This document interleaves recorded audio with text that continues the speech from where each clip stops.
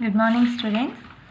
Here we are going to discuss about the various types of floats and also how to calculate the floats for a given network diagram after completion of calculation of earliest and latest times. Okay, first if you see the types of floats here, first type of float is total float. This is the total float or the total extra duration for delaying any activity. This is the total extra time we'll be having for our any activity in a network diagram.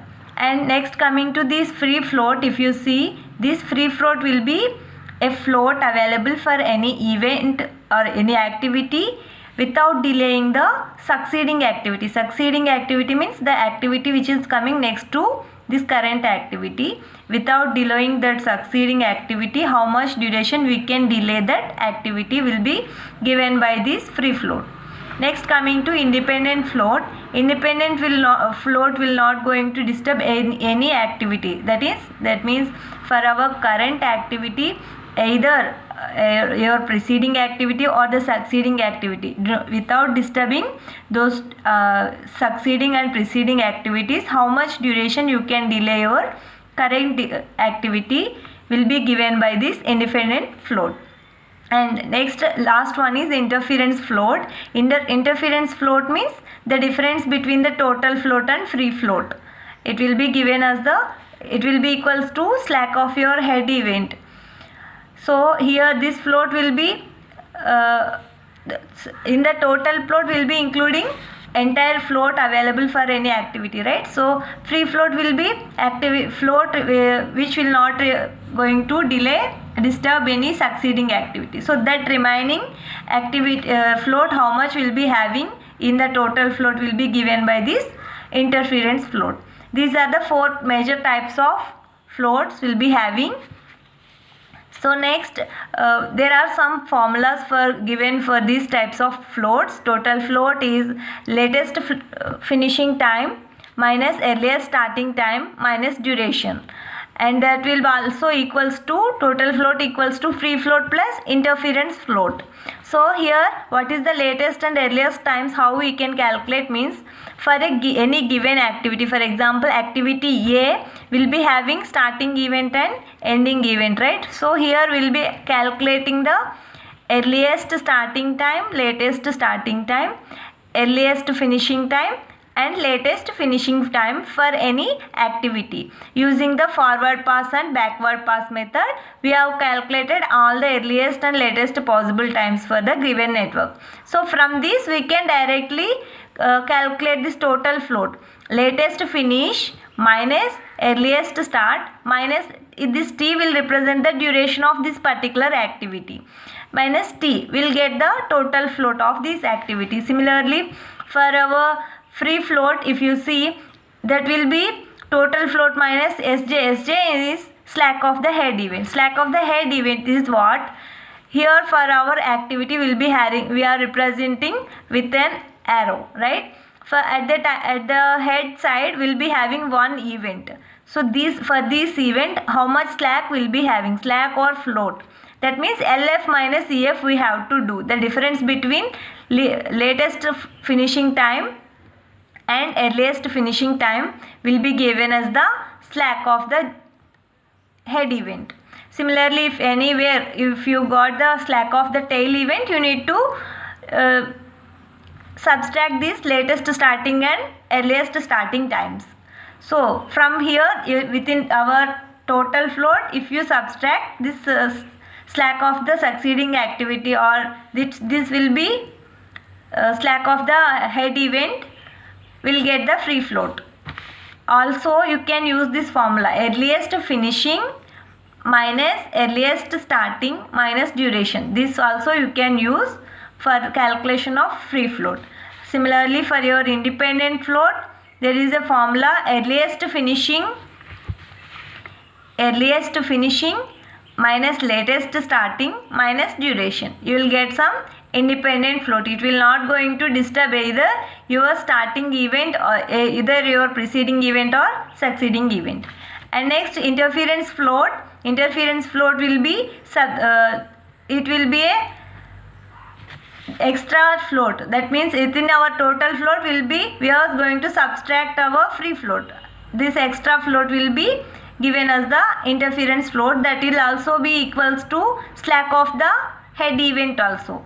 Either directly you can take the slack of the head event, or you can subtract total float from free float from total float. That will be given as the interference float value. Also you can use this formula, latest finish time minus earliest finish time minus duration. You can use this, sorry, no duration, only latest float minus latest finish minus earliest finish will be our slack of the head event only. So either you can directly use this, or you can subtract total float minus free float you can use for calculation of interference float. Now we will see how to calculate these float values for a given network diagram. So this network is we have already done forward pass and backward pass in the previous video for this network. So for calculation of total float, we are writing all the activities at one place. For these activities, we need to calculate floats. First, we will be going to calculate total float. For calculation of total float, first I am taking the activity A. Our formula is latest finish minus earliest start minus duration. Latest finish is here 5. 5 minus earliest start is 0. 5 minus 0, 5. And duration, minus duration, 5 minus 5 will be 0. For total float of our activity 1 will be 0 here. And next, for activity B, if you see, latest finish is 11. 11 minus earliest start is 0 minus duration is how much? 6. 11 minus 0 minus 6, how much will be having? 5. 5 is the float over here. And next activity C, if you take, similarly latest finish will be 8. 8 minus 5 minus 3 will be our duration. So again here we are getting 0 as our total float. Similarly for our next activity D, latest finish is 13. 13 minus 6 minus 2 is our duration here. How much? 6 minus 2 is here we will be getting 8. 13 minus 8 is 5. 5 is our total float over here. And for our next activity E, here is the activity E. It is the 13 minus 8 is 5. 5 minus 4 is the duration, that is 1. And next, for the F activity, 16 minus 8 is 8. 8 minus 8 is 0. So for our F it is 0. And here 16 minus 12 is 4. 4 minus 3 is 1. For G it is 1. For H, 22 minus 16, how much? It is 6. 6 minus 6 is 0. The total float values are here. Next, coming to free float values. So free float is total float minus slack of the head event we can directly take. So for the activity A, the total float is 0. Slack of the head event means for A it is the head event. The difference between these two will be 5 minus 5 is 0. So anyway 0 minus 0 will get 0. And the next for B activity, slack of the head event is 6 minus 5, it is 5. So from total float we are going to minus that 5. 5 minus 5 again 0. Activity C, slack of the head event is 0. And here for the C activity total float is also 0. So again we will get 0. For the D, slack of the head event is 1. And for this activity total float is 5. 5 minus 1 is 4 is the free float. And next similarly for E, slack of the head event is 1. and here the slack float, total float is also 1. So free float is 1 minus 1, 0. For F activity, slack of the head event, that is LF, earliest to finish minus latest to finish. 16 minus 16 is 0. 0 minus our total float is also 0. Again we will get the 0. For activity G, slack of the head event is 0. But this total float is 1. 1 minus 0 is 1. 1 is our free float. Again for H, it is slack of the head event is 0 and also total float is also 0. So we will get the value of 0. So just by following this, I want to find out the interference float. That will be just total float minus free float. We can directly take the difference between these two. 0 minus 0 is 0. 5 minus 0, 5. And 0 minus 0 is 0. 5 minus 4 is 1. 1 minus 0 is 1. 0 minus 0 is 0. 1 minus 1 is 0. And 0 minus 0, 0. These are some interference float values. Like this we have to calculate 3 types of floats.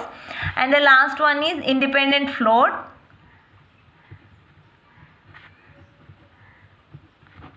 For this independent float, we need to calculate that using this formula. Earliest finish minus latest start minus T.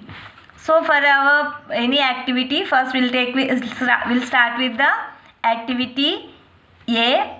For this activity A, this is the earliest finish time and latest start time is this one. 5 minus 0 minus duration is how much? 5. 5 minus 0 minus 5, again we will get the interference float, independent float of 0. For the activity B, earliest finish time is 6. 6 minus latest start time 0. 6 minus 0, 6. 6 minus, again here the duration is 6. 6 minus 6 is 0. 0 will get independent float. And next, for this activity C, 8 minus 5 is 3. 3 minus 3 is 0. And next, 12 minus 11 is 1. 1 minus 2 is minus 1.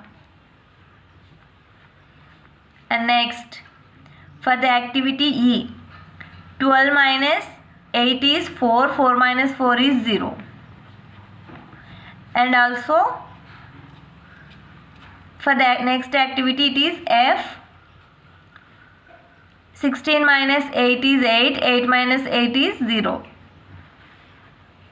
And for G, activity G, 16 minus 13 is 3. 3 minus 3 is 0. Next activity H, 22 minus 16 is 6 and 6 minus 6 is 0.